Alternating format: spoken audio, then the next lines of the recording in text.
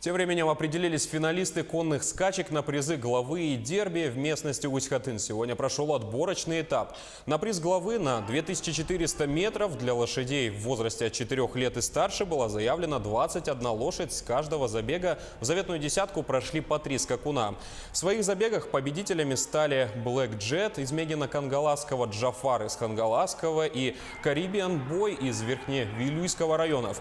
Прошлогодний чемпион Мейн Конинг из Чурапчи уже имеет путевку, а на приз дерби для лошадей до 3 лет заявились 13 скакунов.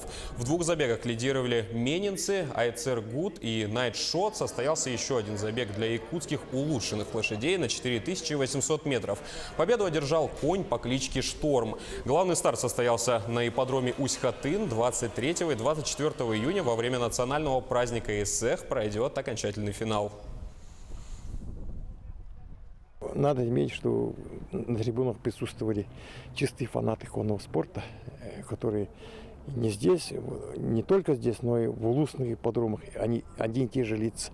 Они присутствовали, это радует, конечно. И скачки прошли, я скажу, на хорошем уровне. Скажу, что состав, тренерский уровень подготовки тренера состава, он на последнее время очень ровный.